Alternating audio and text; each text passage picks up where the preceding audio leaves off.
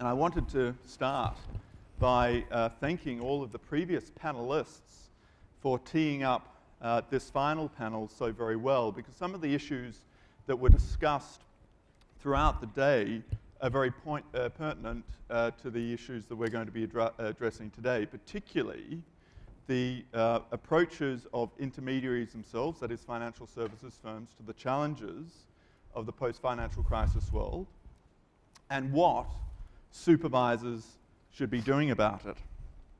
Now, I'm not going to do detailed introductions to the panel because of the interest of time, except to say that we're absolutely delighted to have what we think is an impressive and outstanding cross-section of representatives from the capital markets and indeed capital markets commentators.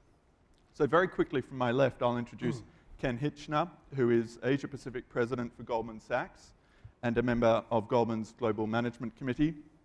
Paul Smith, who's Asia Pacific Managing Director for the CFA Institute. Chair Cheng Hai, who's Chairman and Chief Investment Officer of the fund management house Value Partners. Jacob Hook, who's a partner from the consultancy firm Oliver Wyman. And of course, last but not least, the Venerable Andrew Sheng, President of the Fung Global Institute and former Chairman of the SFC.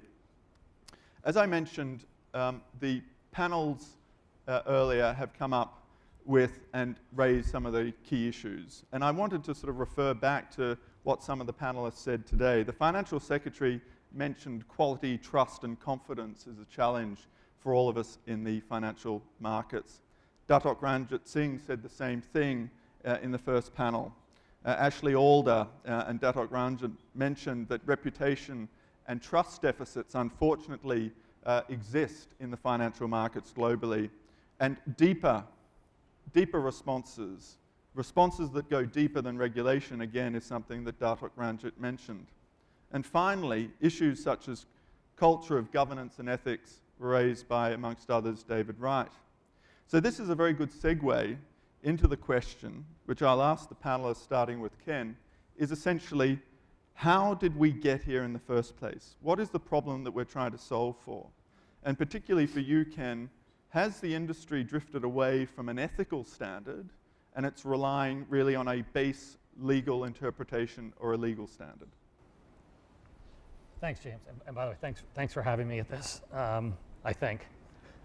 This is a very interesting and controversial topic in a number of ways, and if I blunder, I could be the shortest president of Goldman Asia in history here today. So, I think it's a very, very important question. Let me start by let me first define what I think is Goldman Sachs' culture.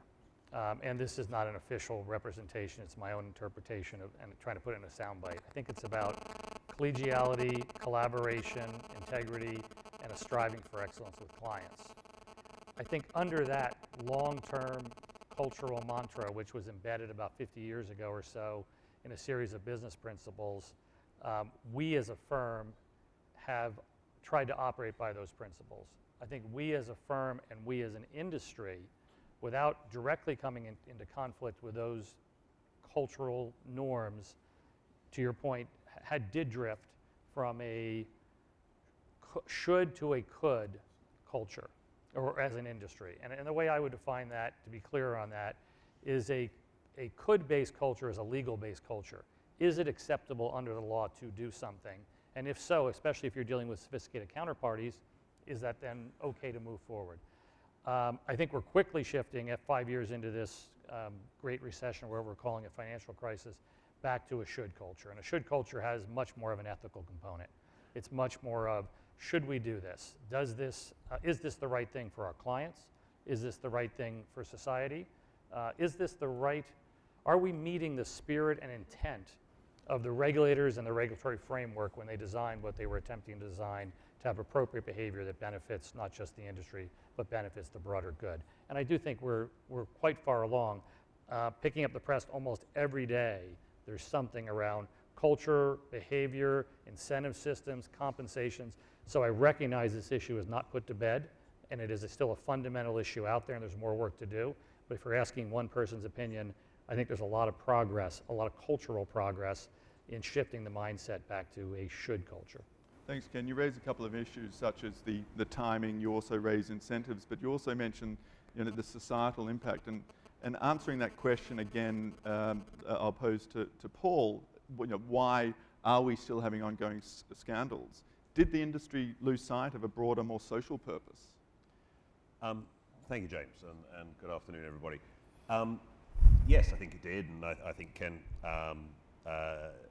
really encapsulated that very well. I mean, if we're to move forward, we have to move forward on the basis of trying to comply with the spirit of laws rather than with the letter of the law, and I think that's the main cultural change. But I think there's and it's very difficult not to sound hokey when you say these things, but it's more about how do people as financial services professionals actually view what they do for a living, and whether you think that what you come to work every day for your own personal aggrandizement rather than for any broader purpose. And I think we've sort of reordered the way that we approach our lives. We think of ourselves first, our firms second, and our clients third. And we need to help people get back to the reverse of that, to try and invert that pyramid and remember that part of being a professional, and we like to think of ourselves as financial services professionals, is that implies that society gives you a license to exercise your profession. And if you want to have that license, and that license effectively is a barrier to entry for other people who are not so licensed. So if you want to have that license and you want to have that freedom of operation, then you have to anchor what you do in a broader purpose for society. And I think that's where we've lost our moorings a little bit, that we call ourselves professionals, but we don't behave as professionals because we've, for all sorts of reasons, lost that linkage between why we come to work in the morning and what value we're trying to achieve. At my institute, at the CFA Institute, we've tried to at least encapsulate that in our mission statement. We've added half a dozen words in the end of our mission statement which say, for the ultimate benefit of society. And I think that that's helpful. I'm sure we'll talk a lot more about practical steps and things that you can do. And I do think, and I know Ken's firm and other firms are really working at this, I do think that we have to set the tone from the top, from the mission statement, the way that executives are compensated, the way that executives walk the talk, to be able to get some of these messages over. Thanks, Paul. And you mentioned mission statements and other tools and techniques, and I want to come on to that later. But you also sort of mentioned this concept of clients coming third. And I thought the last panel was very interesting for a whole range of reasons, but particularly I thought the last panel was very interesting in the roles and responsibilities of investment managers and the buy side. So that's a very good segue to Shanghai. What is your perspective about the challenges, why are there still ongoing scandals? What's the role particularly of the asset management community in all of this? Well, I've been in asset management since the 1980s, and I came to the conclusion that really the main culture that dominates the firms that I work in and come across is not actually a compliance culture, it's actually a performance culture. People working in these companies are very orientated towards performance because that's the source of promotions, bonuses, and even job security. So my take on this is that the smart entrepreneur or CEO of the firm recognize that performance is the engine, and he must embed a performance, a compliance, values, and behavior into the performance culture. Make sure the two of them don't become in conflict with one another.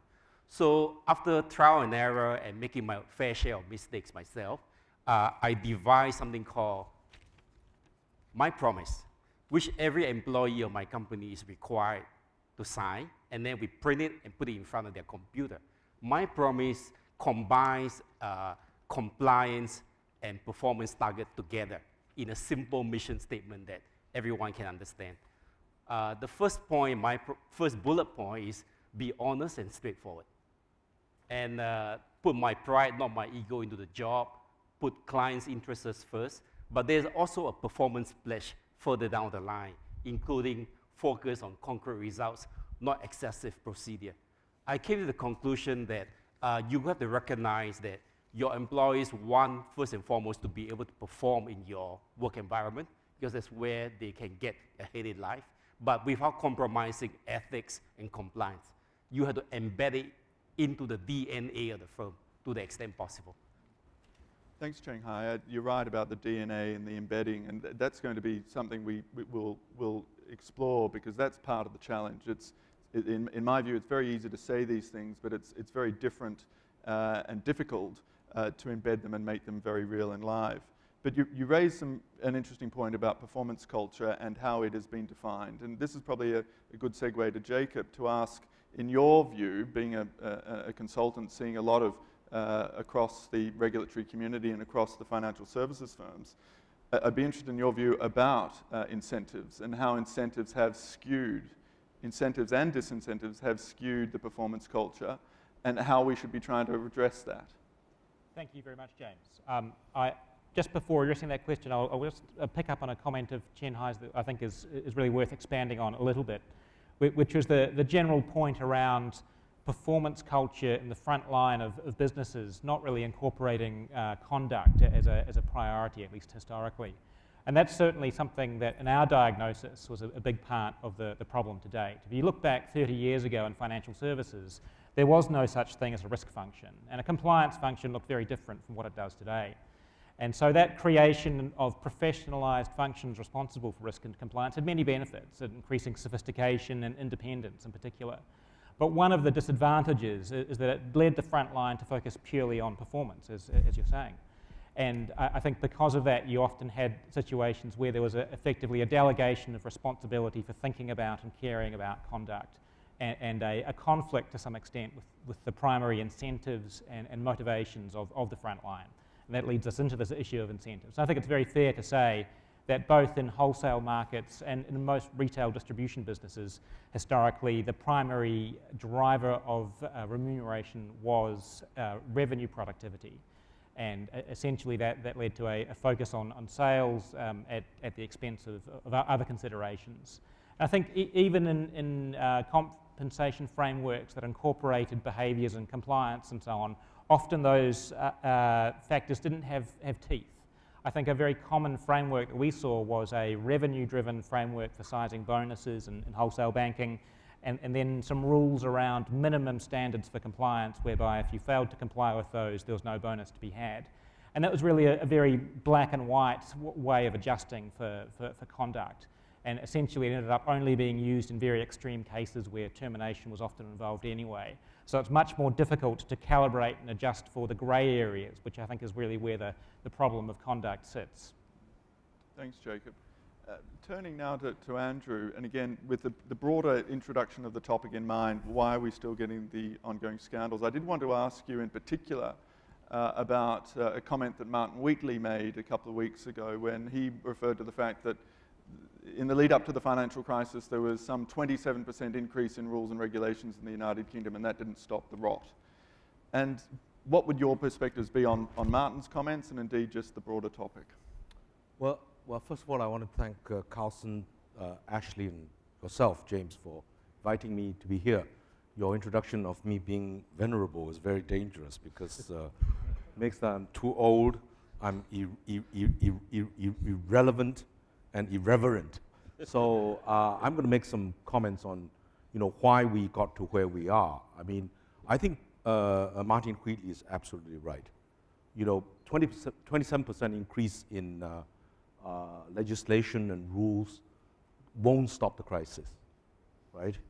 Another 55% increase in the legislation won't stop the next crisis. Let's be blunt about it. Greenspan made the comment that the models fail. Models don't cheat people. People cheat people.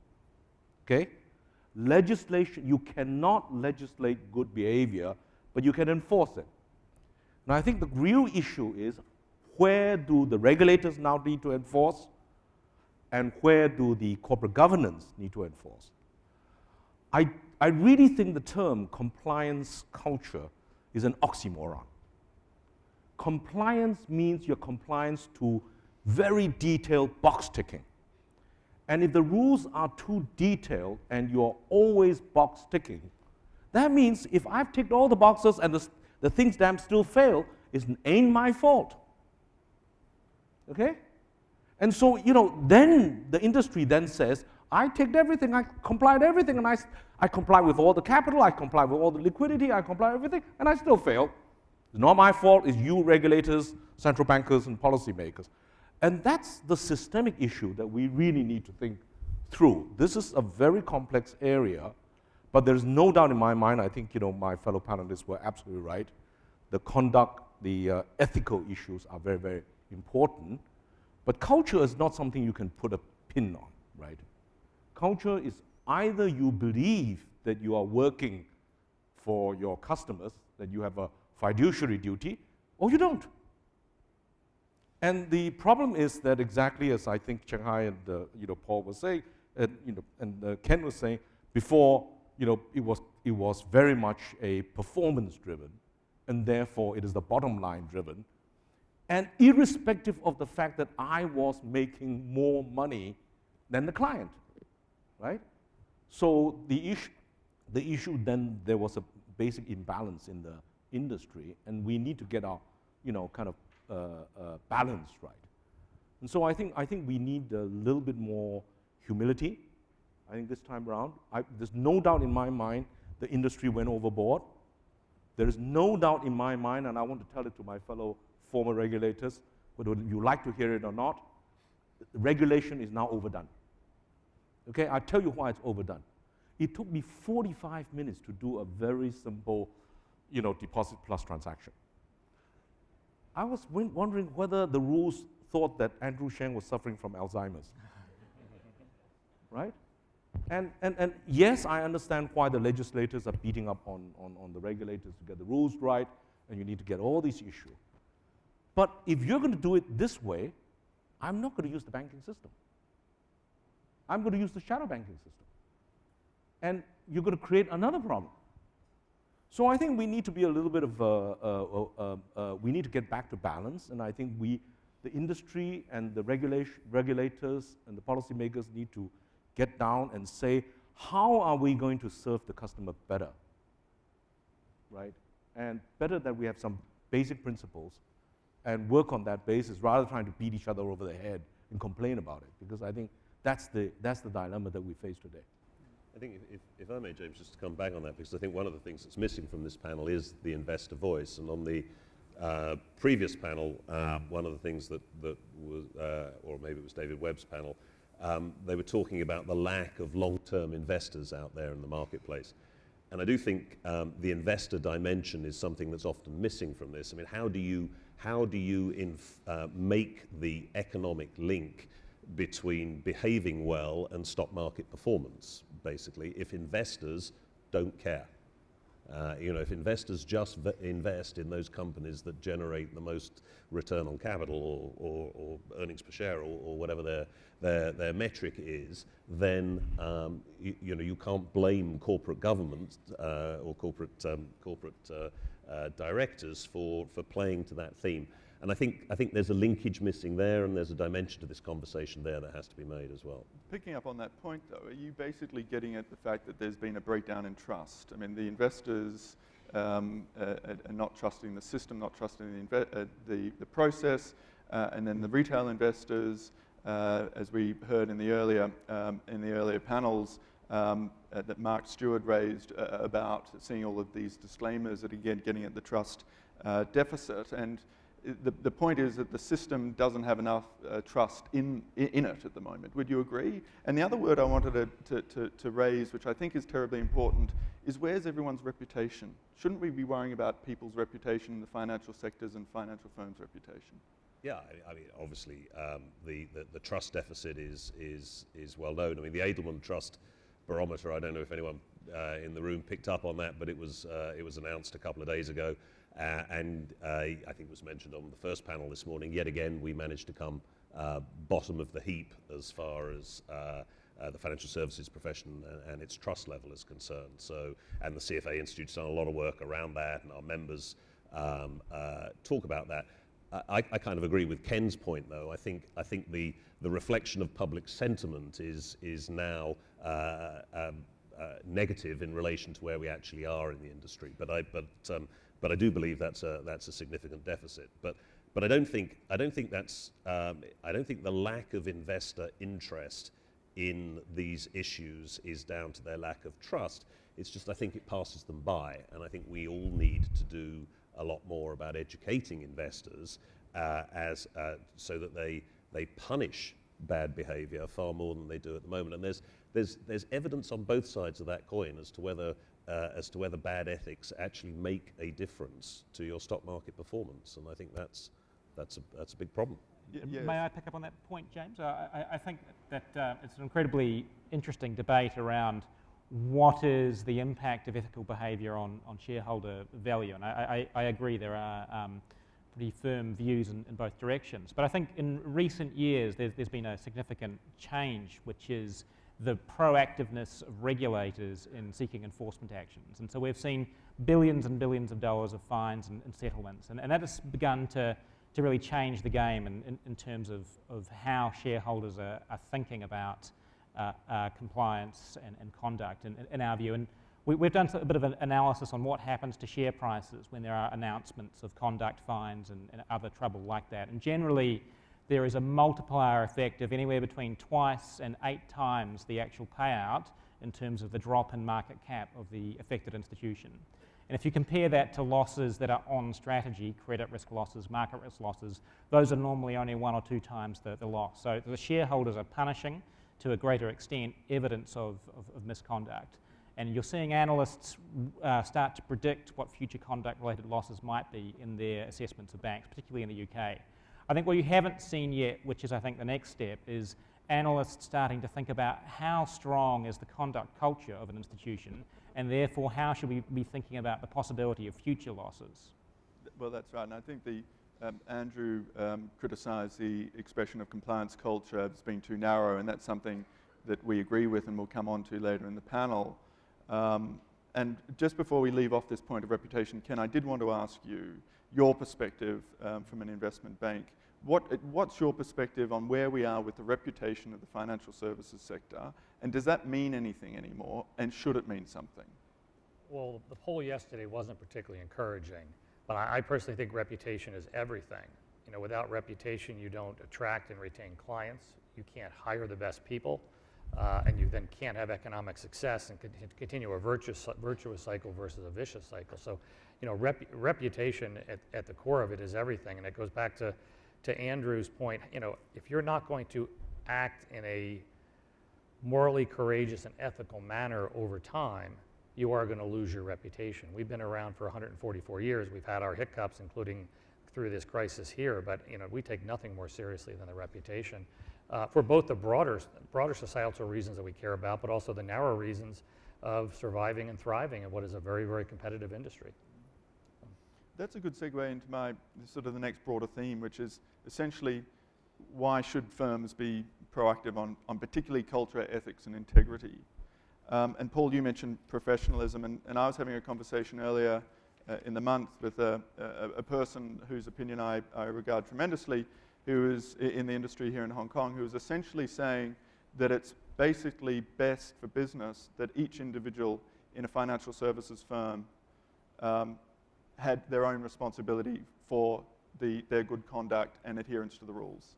He went on to say that essentially that will save firms money, and I agree with him. There's actually savings to be had if there wasn't, as Jacob was saying, too much delegation of responsibility either to managers or to the compliance departments. But if everybody in the financial services firm took their responsibilities seriously and then adhered to that and executed on it, there'd actually be cost savings.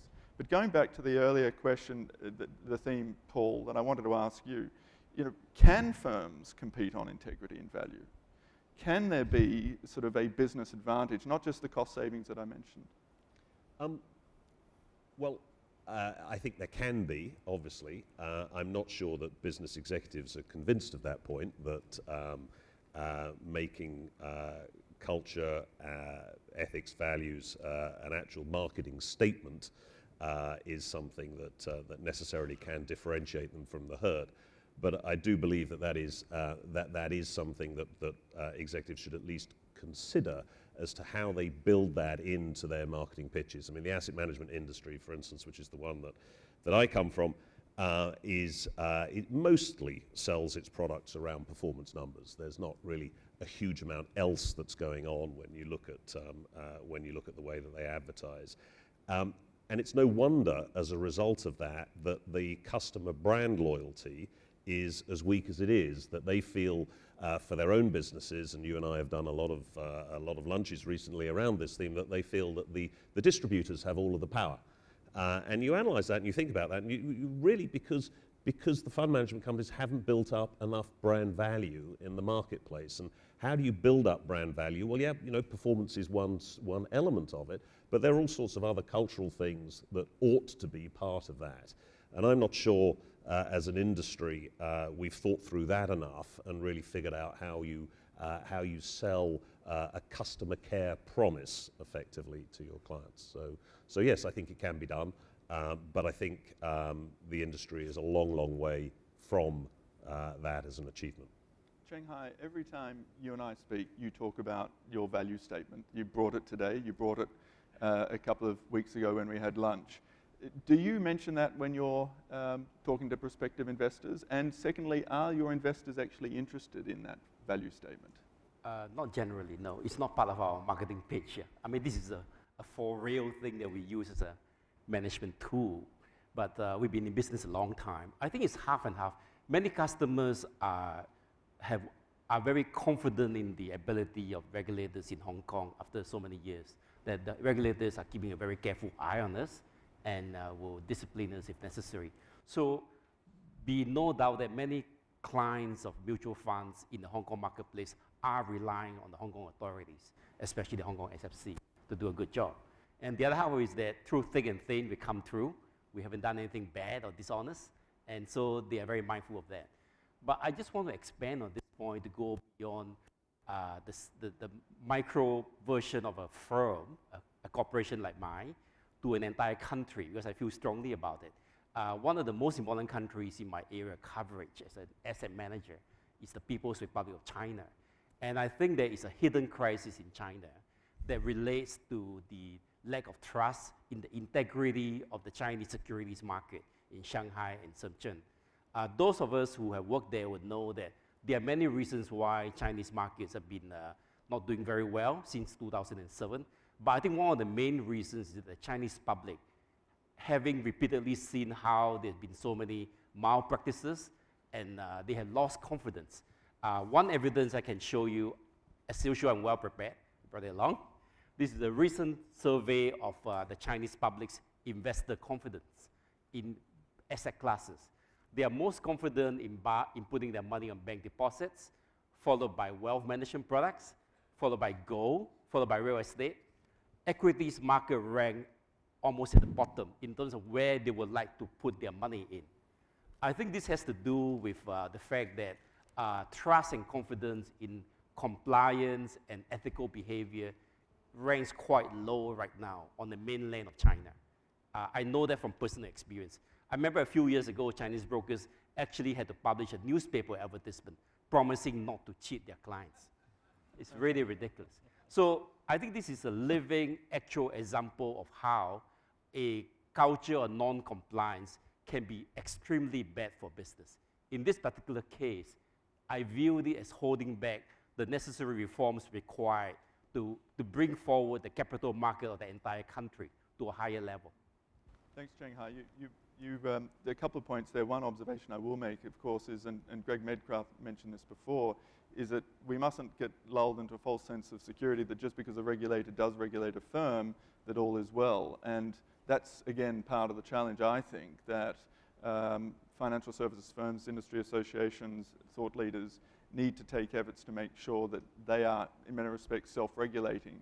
But you also raised the issue, I think, going back to, or highlighted a point that's been said to me, is that unfortunately, there's not that many questions being asked by counterparties about about the values and the reputation and the culture in financial services firms. So do you at Goldman use this as a marketing tool? Do you ever get asked? And should more people be asking you about it if they don't? About exactly what they're asking, what you want to ask. Essentially about the culture and values of your firm.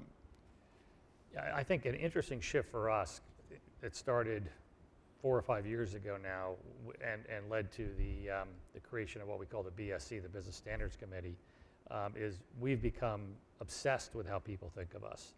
And we poll all over the place now and splice the data in many different ways. That may not sound like a big deal, but I grew up in a private company. We went public in 1999. We have no retail businesses. We had nothing in our DNA that told us how to deal with the general public. We don't have the average man or woman on the street as a customer anywhere in the world. And it's only really post-crisis or in the middle of the crisis that we woke up to that this was a very significant issue.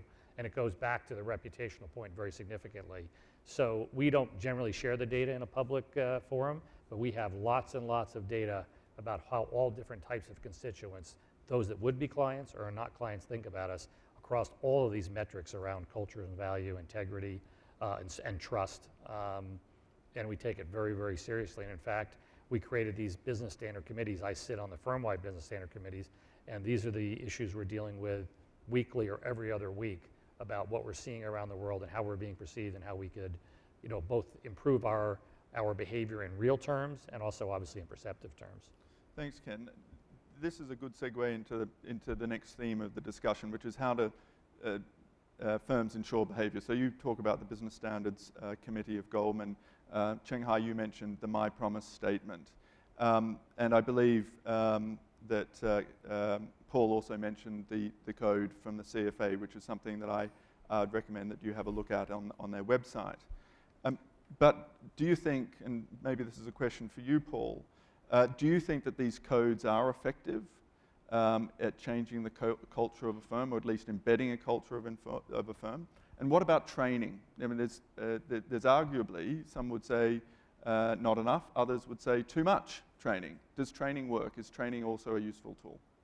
Well, I think codes and standards are demonstrably a useful tool. We talked earlier on today about behavioral finance, and there are lots of thought experiments that are done of classrooms of people who are made to read codes and standards, and then they're subject to temptation thereafter, and people who actually have read the 10 Commandments, for instance, whether you believe in them or not, but if you read them, it actually improves your behavior immediately thereafter. So I think there's plenty of evidence to suggest that codes and standards are a good thing, and companies should have them, and it's all part of that tone from the top.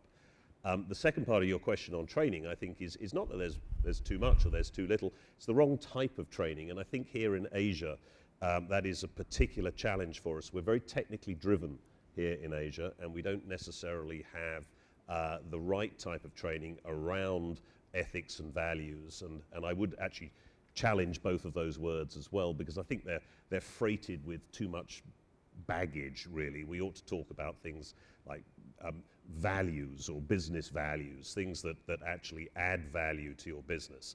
And we don't train that enough, and obviously in our programs we're well known for doing so, but we focus on maths, we focus on technical training, we don't focus enough on what it means to run a good business that has its place within society and fulfills a broader function. And I think that's where we let ourselves down. On that last point, we've got an interesting question from the floor, which essentially is asking a similar theme, is would a focus on quality of performance, quality of product, quality of the business that Cheng Hai was talking about, Paul and maybe Cheng Hai as well, wouldn't that also in many respects take care of the ethical and compliance issues? In other words, I think the questioner is asking about the fact that to have a quality product, you need to have an ethical, a valued, an integrity in the performance of your business.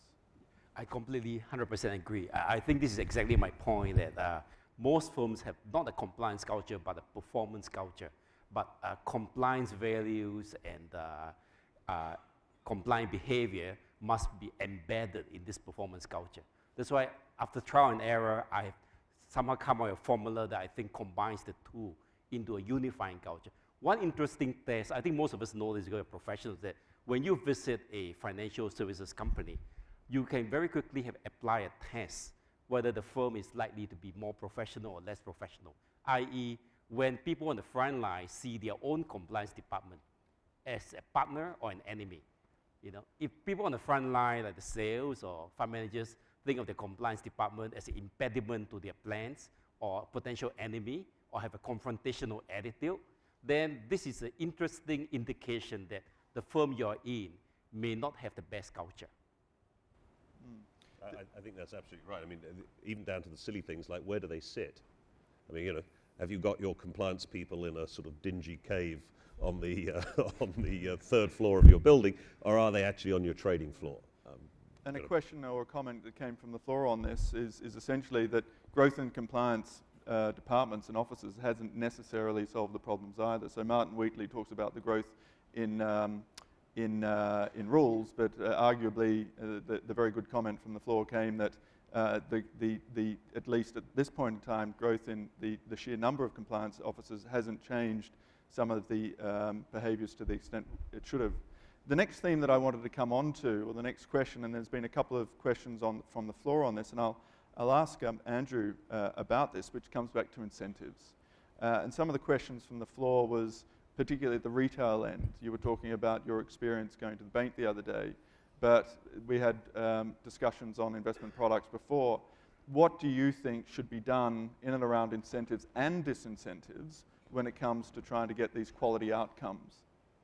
Well, I think very clearly the idea that you just go and push this shonky product out as fast as possible without doing the due diligence, who you're selling appropriate to is a very bad problem.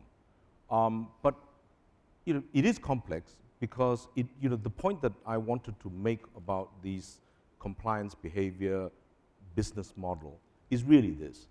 Regulators need to have an understanding of where the business makes its money. Because when the business is not making money, that's where they cut costs. And one of the first things that they cut, reputation, can go down the line because I need to survive, right?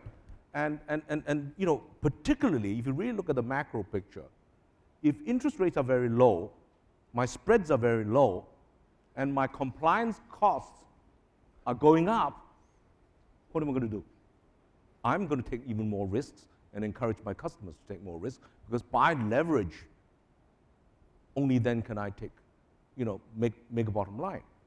So the whole incentive structure, the regulators cannot think that just adding 5,000 more rules will actually improve the industry.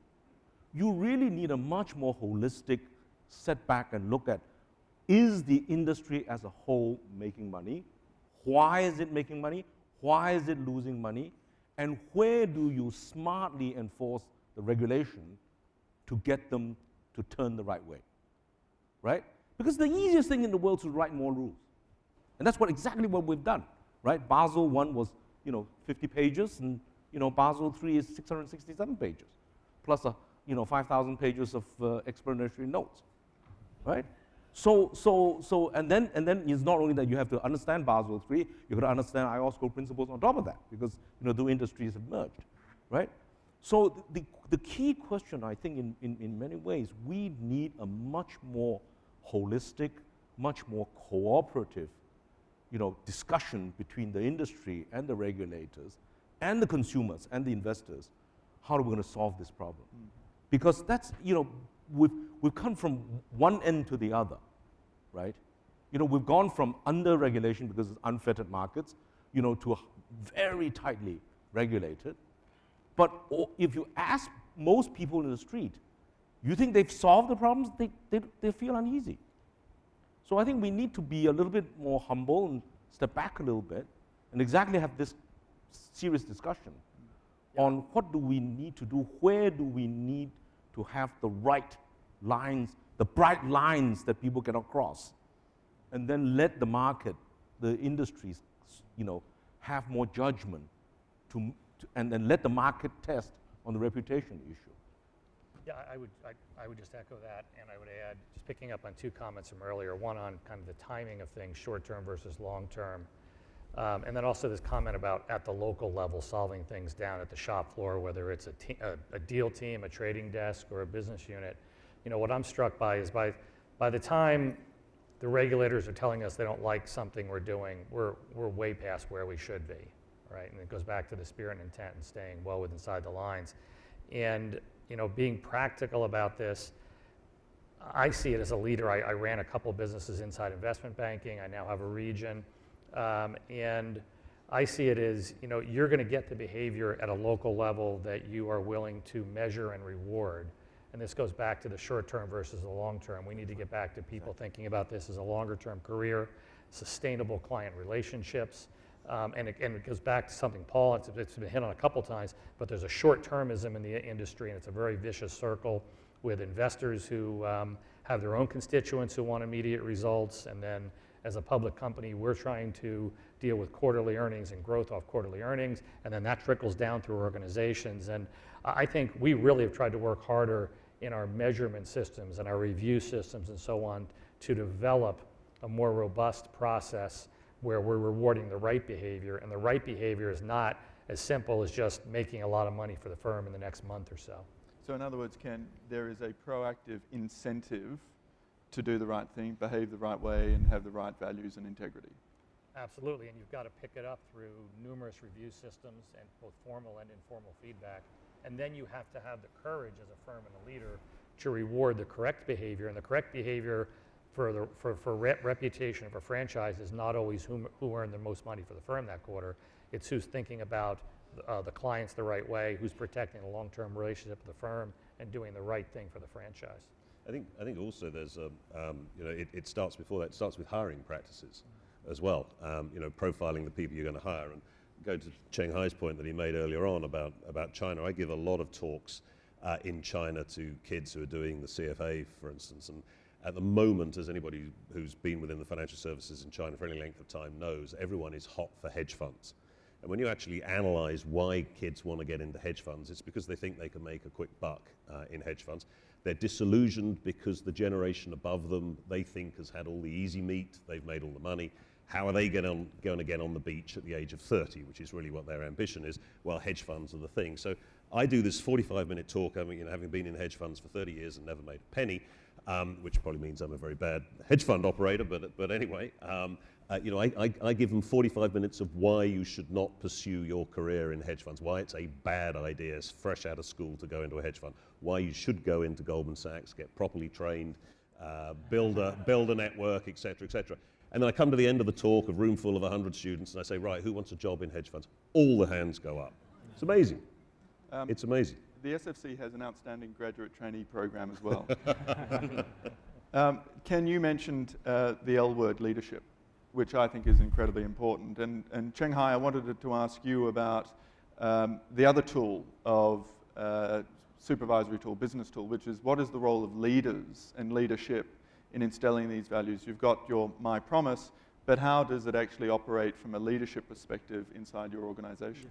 I think it's a lot of work is very simple reinforcement work, because the average age of staff in my company is something like 35 years old. So it's not very sophisticated. So for us, we have annual meetings where we re-sign the promise to the firm, and the leader has to set a good example. For example, in my company, it is considered to be rather bad manners to spend too much time on your personal portfolio. If people think you are doing your personal trading, they hate you, because you're letting down the whole team. So people tend to do very little personal trading. This kind of thing doesn't have to be a big thing, but it kind of sets a tone for the whole office. And the other thing is about money. For us, we have a common bonus pool. As a listed company, it's public information. It's 23% of our profit is set aside as a bonus pool, and it's divided among everybody, not according to different interests or sections or groups, but everyone feed from the same pool. So everyone is actually motivated to police one another. I actually have staff telling me I broke the promise that I might have written. It's sort of self-reinforcing behavior.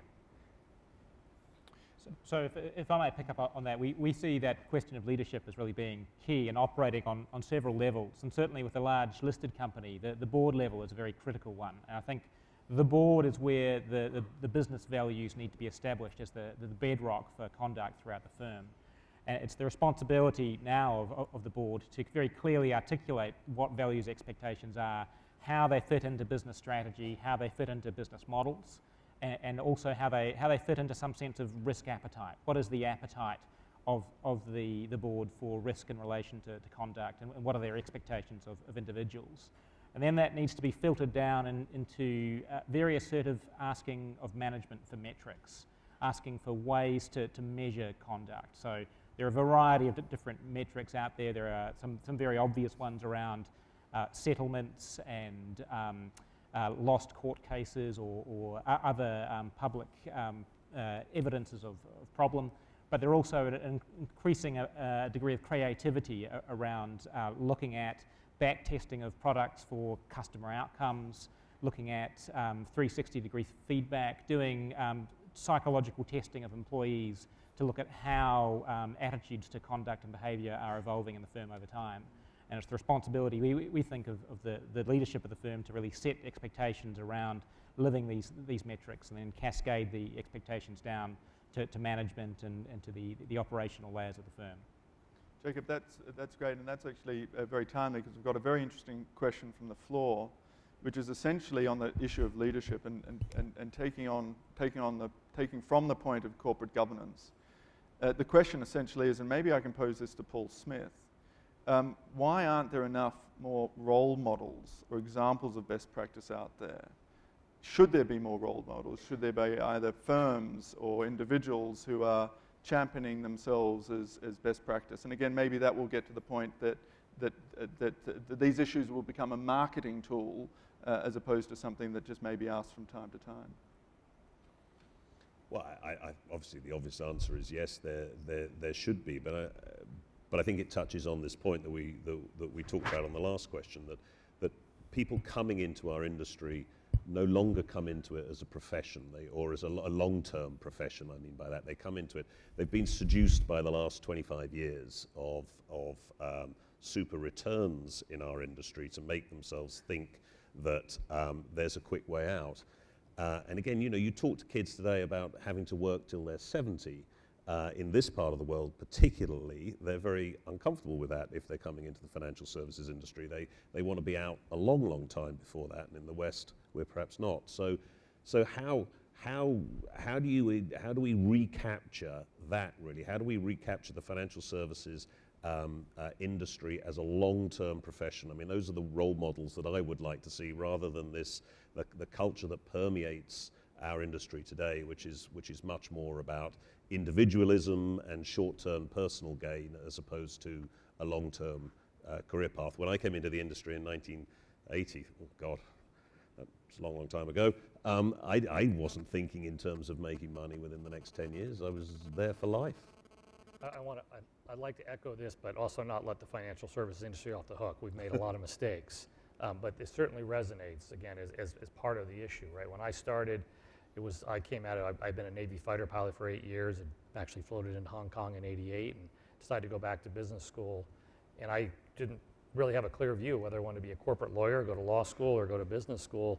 And those were the natural comparisons at the time. There were no hedge funds. There was a nascent private equity industry. There was no such thing as an internet company.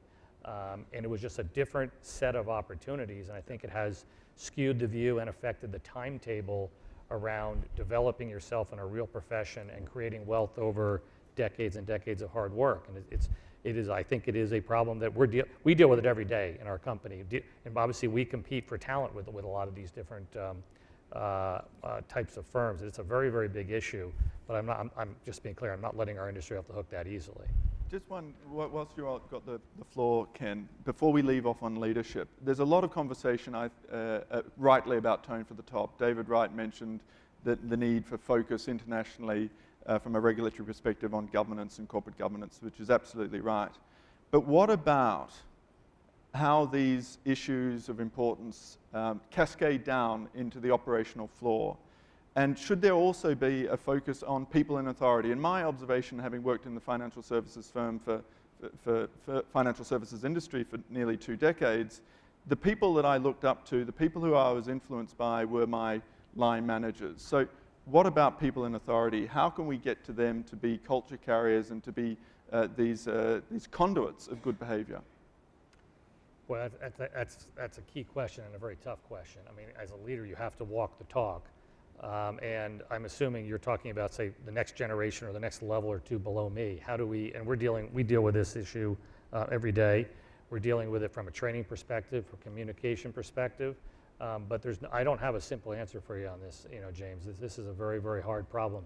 What we're finding is, especially in our industry, some great producers aren't great leaders and managers. Some people we even think will be great leaders and managers turn out to be not great leaders and managers. And I think this is sort of the management question of the day, and working in a large corporation, of how do you train up a really good professional set of managers that then develops that next generation underneath them. And I don't have a short answer for you on that, to be honest. Well, I suppose it's an ongoing question, and unfortunately we're running out a little bit of time, and I wanted to get, and it's a good segue onto the next point, and Jacob, bringing you back into the conversation again, essentially we're talking about indicators of good culture. And I agree with Andrew that we should avoid the use of just compliance culture, but let's call it good culture. The challenge, though, is there such a thing as a single culture for one firm? Because big firms can be huge. What about differences between offices, differences between business functions, whether that be sort of front office, back office, and geographical locations?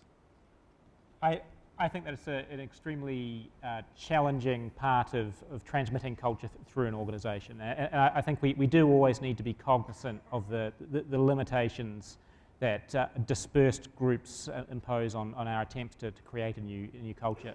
But I think that it's not an insurmountable challenge.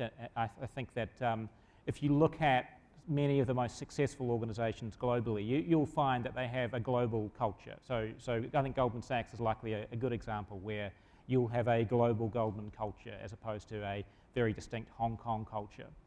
And I think that what that requires is a razor-sharp focus on what the culture is. So it needs to be quite clearly articulated and communicated down to the leadership of the different parts of the organisation. And making sure that each office or each significant group of people has some sort of a culture ambassador who can be relied upon to transmit the values is an important part of that. And then, as I said earlier, metrics I think is a key part of it. So actually tracking what the conduct outcomes are of different parts of the firm is a very good way for identifying where there are particular pockets that need some sort of intervention. And some of the most advanced financial institutions in the space that we've seen have been developing frameworks whereby they can score the conduct and compliance effectiveness of their business lines, of their client segments, and of their geographies, so they can work out where there are outliers and start to work with the management of those outlying entities.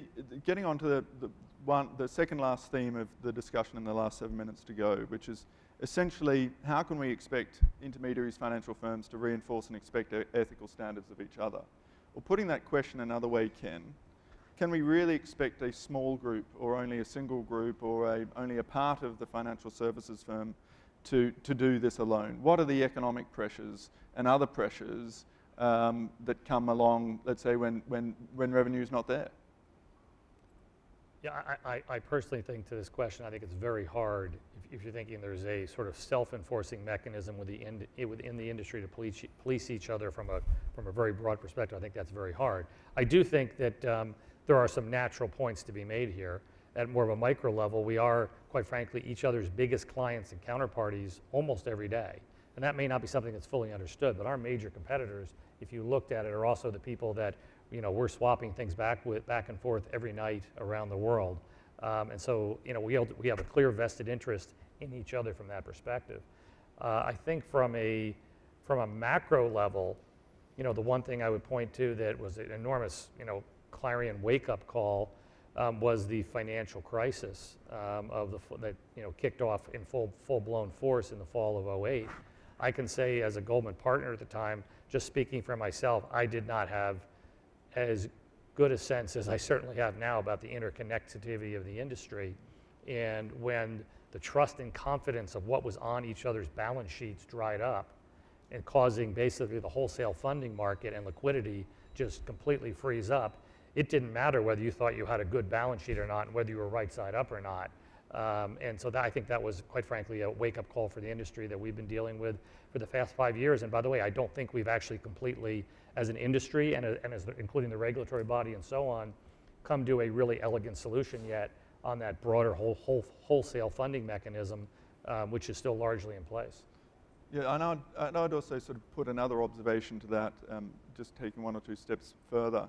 It strikes me from this conversation at least that there needs to be more of a norm of expectation of different counterparties on each other. There needs to be, instead of a vicious cycle of racing to the bottom or vicious cycle to the legal standard that suits you the most, to instead of a virtuous cycle, a virtuous circle, whereby ethical standards are being applied. So the question is, how can we break this circuit? How can we break the vicious cycle? And what's the role of the regulator? And Andrew, I wanted to ask you, there's been efforts in the United Kingdom and in Europe along these lines. Are they applicable for Asia? And can the regulatory community act as a circuit breaker and start a virtuous cycle instead of a vicious one? Well, I think you know, this crisis really shook us all up, right? It shook us all up because we thought what were the best regulation didn't stop the biggest crisis. And so we need to come back to basics. And the question is, what is the basic? And the basic is that we must avoid cronyism. There's no doubt about it. But we must come to an understanding between the regulation community and the industry, and you know, to decide what is best, you know, to do the right balancing, And this is much more difficult, okay? Because what has happened is that, you know, leading up to the crisis, the law got too complex, and the attitude was, show me where I can't do this. Well, you know, and the biggest winners, I'm sorry to say, I'm not trying to say this, but the lawyers are the biggest winners, right? And so what we would really need to have a better understanding. Otherwise, we will, you know, we'll still lurch to the next crisis. I mean, that's my fear, basically. We need a very different approach to getting the balance between, you know, when it's culture is not black and white. Culture is a continuum, okay? Values are not exactly black and white, because when you get down to it, there are gray areas, okay? And there is always the trade-off between being profitable and cutting corners to make the money, right? And so, you know, if we're in this cycle, what we need now is not to fight each other, which I, as now somebody who has no stake in the industry, you know, on either side, I find very worrisome that this standoff between industry and regulation is not producing probably what I think is the best outcome, even for the investor as a whole. I totally agree with you, and I stand by my comment that you are venerable in that respect. But it raises the point that the IIF, the International Institute of Finance, which is in effect an industry body, has come and said in their very interesting paper on achieving effective regulation, which I commend to you all, which is essentially Andrew's point. This is not just an issue for the regulators, it's an issue for both the regulators and the financial services community. And going on to say, which I think is absolutely correct, that these issues are areas that should be areas of keen interest for the regulatory community in their oversight, in their supervision, and in their regulation. But very quickly, we've got 1 minute to go. Paul, I wanted to ask you, what's the role of regulators? I can't answer that in a minute, but I can make a couple of suggestions. We've talked a lot about culture. I'm an ex-fund manager, I have my own fund management company. I've had regulatory visits from the SFC before here. They tick and bash all sorts of obvious things. They don't actually look at these issues at all. Why not? You know, auditors in the mainstream have come away from auditing transactions and are much more principles-based now. Has the SFC, have regulators moved towards principle-based audits when they go in to visit fund management companies? I mean, I think that's an area of investigation. You can enforce that by saying, well, look, if you don't have the right form of risk assessment, reputational management, culture within your organization, we're going to be back next year. That's one suggestion that I would sort of throw on the table, is looking at the way that regulators look and value culture, because that will have a knock-on effect in terms of businesses. Could I add an additional comment to that? I personally think that regulation is key here, or the activities of regulators, rather, are really what is needed to create that move from a vicious cycle to a virtuous circle. I think part of it is enforcement and part of it is proactivity. I think this debate would have nothing like the resonance it has today if we hadn't seen the very assertive enforcement actions that we've seen in North America and Europe. And I think from our point of view as a global advisory firm, we deal a lot with financial services entities that are trying to change the way they do business. And we see a lot more of that activity in North America and Europe at the moment than we do in Asia Pacific. It could be because we don't have the same problems here, but I suspect it's because we haven't had the same regulatory emphasis. The other part of it is proactivity, which is going beyond punishing what's being done to really looking carefully at how do firms think about conduct, and what are their business models, what are their incentives, where are they not making money, as Andrew said, where are they making money, and where is that surprising and deserving of attention. It's that kind of more proactive and focused form of regulation that we think is required. Thank you, Jacob. Thank you to the panelists. I'll amend my statement by saying all of you are venerable. Thank you for your time. We're out of time. Thank you.